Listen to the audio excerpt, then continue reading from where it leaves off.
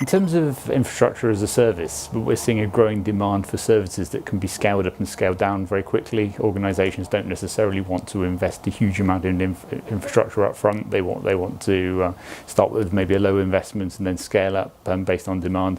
Particularly the case in the education sector, where there's peaks and troughs of demand of access of systems. So, for example, during enrolment periods, there's an intensive demand on infrastructure, whereas that might be slightly lower during other times of the year.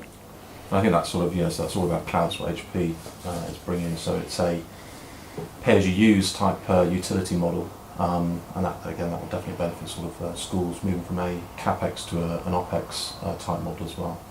I think it's important to add as well, one of the reasons the HP service was particularly attractive to Unit 4, and one of the reasons we've partnered together on this initiative, is that for Unit 4 Cloud we wanted a very credible provider of infrastructure as a service, and the HP Enterprise Cloud provided us exactly that. The partnership, obviously we have a very significant footprint in the education sector in terms of finance systems, student record systems, and research and course management applications, particularly in the areas of student and business engagement. And given our footprint in the sector, we also wanted to work with a partner that has a known track record in the education sector, and HP are a partner that we've chosen to work with in that area. We see a growing demand in terms of education moving their solutions into the cloud. I think it's probably fair to say that education was one of the slower sectors that we work in to adopt cloud, but we're seeing that change now, which is why this initiative's been kicked off.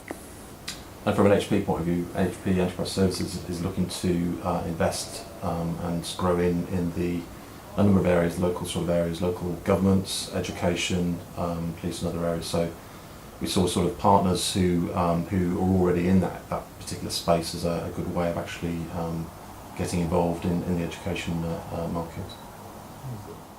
I think from our experience of the sector, that there is a demand for wider delivery of systems. So whereas we saw our systems being delivered internally as a back office function, they're now reaching out to students and to the staff that actually teach on the programs.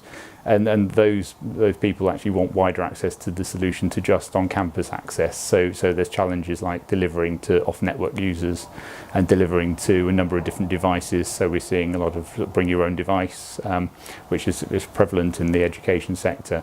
And cloud really is an enabler for that kind of technology. So again, that's why we're seeing sort of increased adoption of cloud in the education sector in line with our other sectors.